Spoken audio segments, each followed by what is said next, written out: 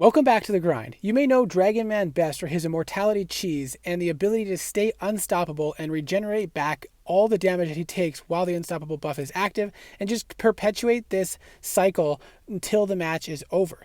But there is actually a lot more that Dragon Man has to offer, and we're going to break that all down. First, let's take a quick look at his signature ability. This is not necessary for him to be a good champion, but he does unlock additional utility, where at maxed sig, you're going to want him for the most benefit, but based on the buffs that the opponents have, you either reduce the effect or gain his own effect, and this mainly comes into effect for reducing power gain and regeneration. So here's an example of Hyperion gaining 1 full bar of power with a single power gain buff. Now when we go in with a maxed signature Dragon Man, the 4-star version I have here, you can see that because he's a cosmic champion, the effect is double, so 35% times 2, 70% reduction in his power gain ability. That means 3 of these power gains buffs actually doesn't even give him 1 full bar of power. So Dragon Man is a very effective way to control power on champions like this. That being said, he cannot remove the buffs, so champions that can nullify or stagger are also very effective and maybe even have an edge on Dragon Man.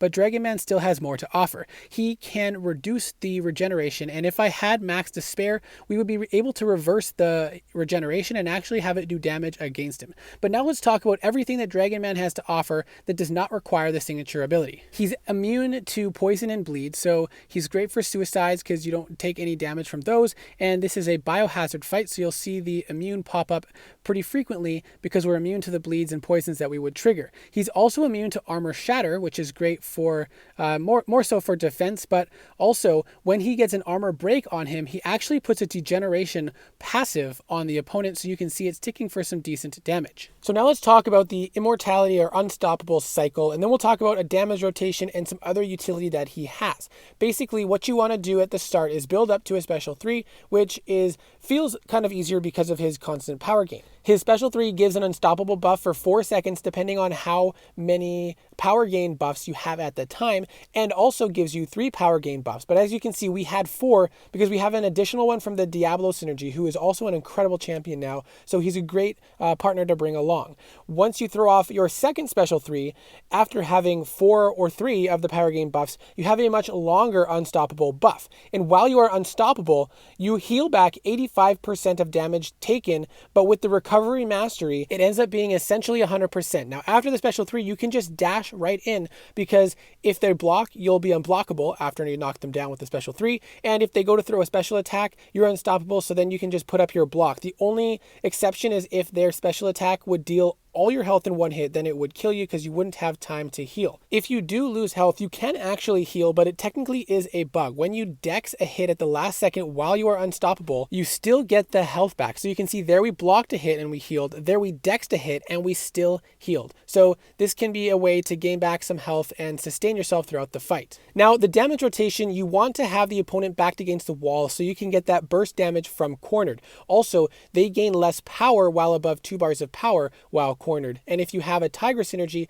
they gain less power from special attacks as well. So you want to go to a special 3 first because you consume those power gain buffs in order to get added effects from your special attacks. For the special 2, it's a fury buff. More power gain buffs does not mean you're gaining faster power, but it just means you can use your special attacks more before you run out of power gain. This allows you to chain on several special 2s because you're constantly gaining power, and you can stack up 3, maybe even sometimes 4 furies and throw off a special attack for some bigger damage. You want to stack up as many incinerates as you can, at least 6 or more, and then throw off a heavy attack because it combusts all of the incinerates into burst damage, and if there's 6 or more, it deals double the damage. And you can see we did over 50,000 burst damage from that heavy attack. And now we're unblockable after the heavy attack, so we go right back in, and here we're going to highlight the TIGRA synergy because you can see he's so close to 3 bars of power, but that special 2 gave him barely any power because of the TIGRA synergy and because he was cornered and above 2 bars of power. Now you can throw off a special 1 to give an ineptitude buff, which decreases the effectiveness of certain buffs and also increases the burst damage that you do against him while cornered.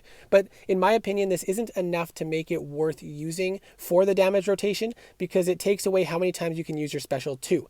Now, along with that burst damage, you can get additional burst damage for how many buffs the opponent has. So you can see we're dealing some very high burst damage already against the Venom because he had so many buffs. Now, Dragon Man also has a slow on his special 1, one, but it is on the last hit, and it is a very long animation, so it takes a while to actually trigger. Now this can be good for situations where you have a very predictable unstoppable buff, or if you are playing against an evade champion that you can easily parry, but otherwise this is not the best slow mechanic, and we're going to see why eventually. But you can see that we're able to control this fight fairly well because we can control a little bit more so when Juggernaut throws his special attack and gets his unstoppable, and there's lots of nodes that will do that, like I think Footloose has as well. After they throw a special attack, then they'll get the buffs, the evade and the unstoppable. So if you can trigger your special one and then bait out a special attack, then this can work quite nice. But if they already have evade or unstoppable active, you can't remove it.